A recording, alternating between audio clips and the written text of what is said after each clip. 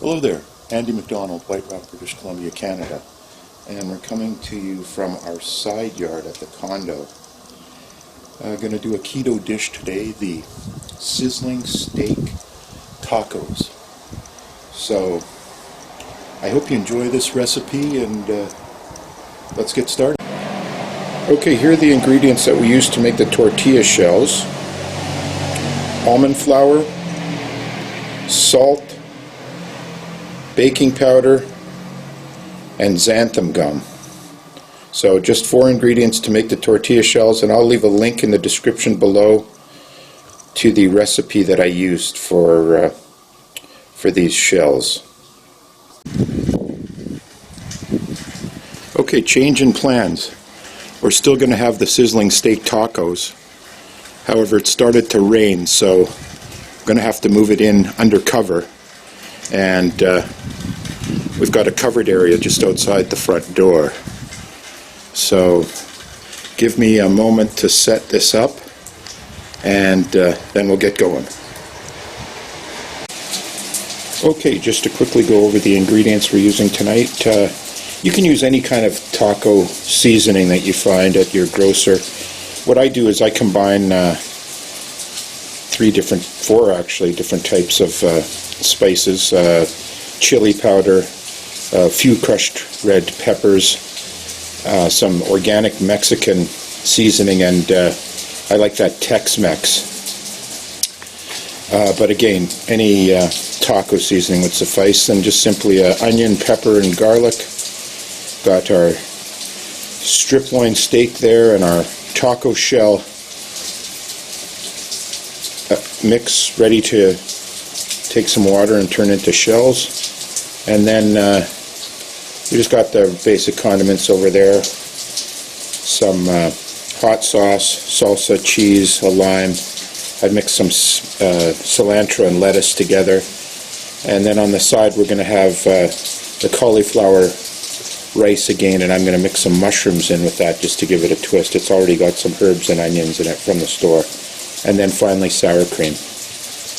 Okay, show you what we're going to do here is we're going to put some water in with the mix it right in the bag, and then knead it out on this board and cut it into a few little rounds and press them into taco shells and cook those up in the fry pan. That's the first step. So, and full disclaimer here, I do represent EcoSoft BWT in Canada, and they're a really good company. They make really good products, and that's why we use their water.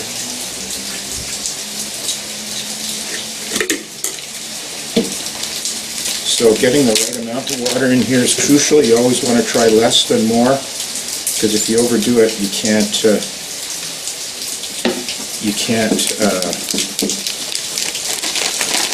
add more unless you've brought it with you to the picnic to dry it out, so if you know what I mean. So just do that, and you're going to kind of get the idea. I have to try a few times on this to make sure that I have the right consistency. So that's what the dough ball generally looks like. And then you just knead it. I don't think you want to over knead it necessarily. And cut it into some even pieces so that you get roughly the same sized shells.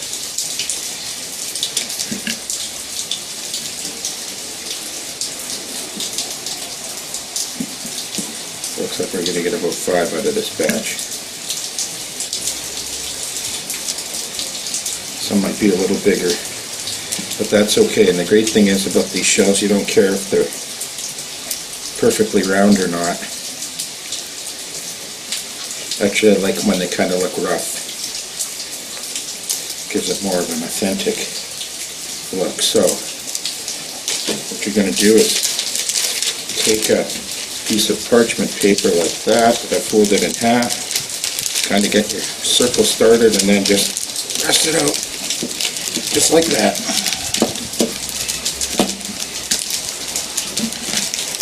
Press it out till it's, you know, pretty thin, just like a taco shell would be. And there's one right there. I see a little hole in there, but these things aren't hard to work with. I'll do another one, and then I'm sure you'll get the idea. Squish it. Okay, let's take this off of here. Use this for a tray for the finished ones.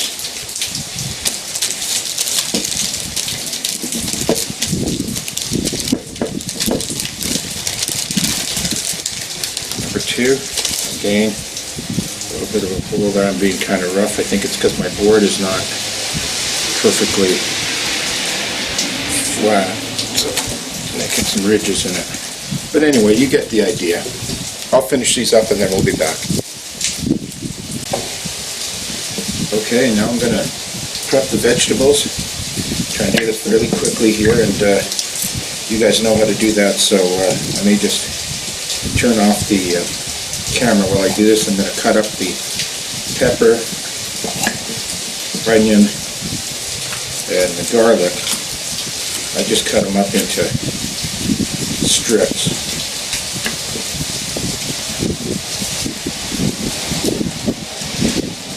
So I'll get those vegetables all prepped and then be right back.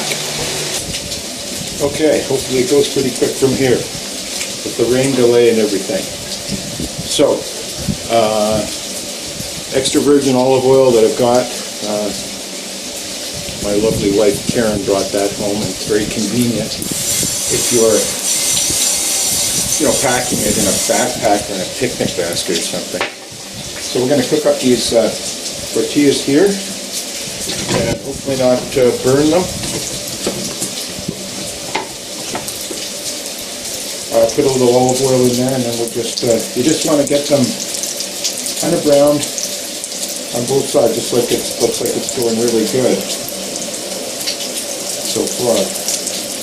They don't take long. So I'll do one and then turn it off and cook the rest. You get the idea.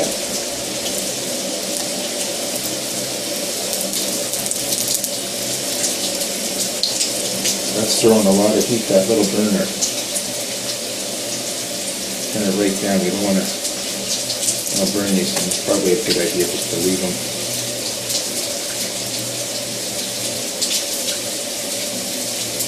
So I think you get the idea. Basically, you want to just cook these things up and just get them nicely sort of brown so you can... There we go. That's what we're looking for. Okay, now we're going to cook up the veg, and I forgot to mention at the beginning, we're going to be using 2 pans. I like to try and just use 1 pan for this stuff, but in this instance, because we're doing the steak, I've got a grill pan that we're going to see, and I've not ever done a steak on this little burner the way we're going to do it tonight, so we'll see how that all works out. But so in go the mushrooms, or the peppers and the onions, and we're going to just put those on one side because we're going to do our cauliflower and mushrooms on the other side, and we'll just try and get all that in 1 pan. It could get a little messy, but we'll just deal with it.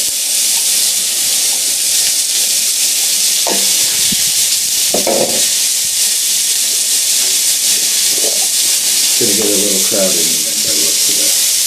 That's okay, because you want to keep the mushrooms and the cauliflower on one side, because that's going to go together, and then onions and the pepper are going to go.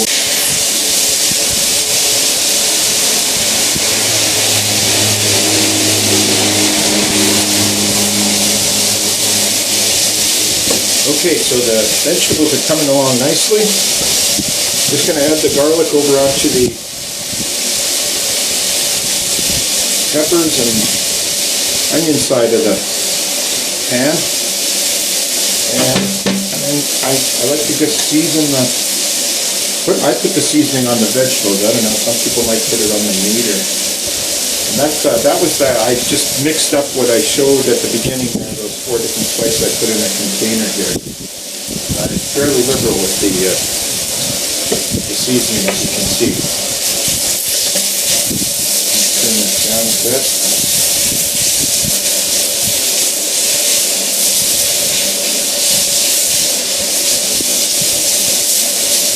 Okay, so we'll let that cook away just a little bit more, and then those veg will be done, and we'll get that steak on, and it's going to be there in no time.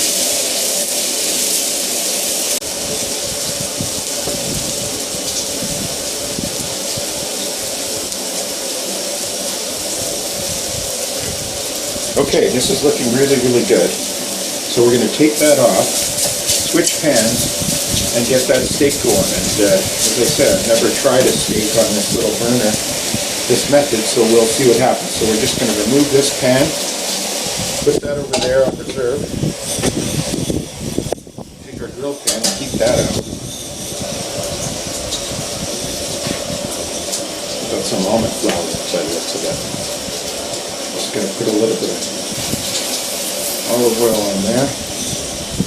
And for the steak, I just marinated it in a plastic bag with some olive oil, a little bit of vinegar, and some garlic. It's still a little too early to put that on. Let's heat that up a bit more. Make sure that gets good and hot so we can get a good sear on that steak. So we want to hear that sizzle, since it is sizzling steak tacos. And as they say in the sales business, it's not the steak that sells, it's the sizzle. There we go.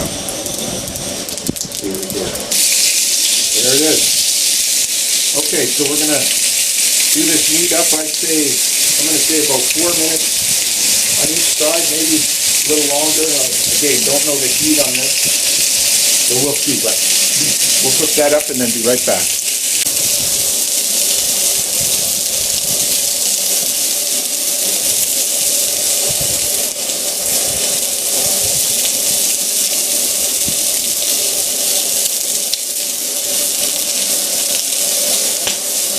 There it is. Sizzling steak tacos on the burner using a fry pan and a grilling pan. Quite a simple recipe. And now let's see how we did. Well, here we go. The shell feels pretty good, soft, and I got all the fixings in there.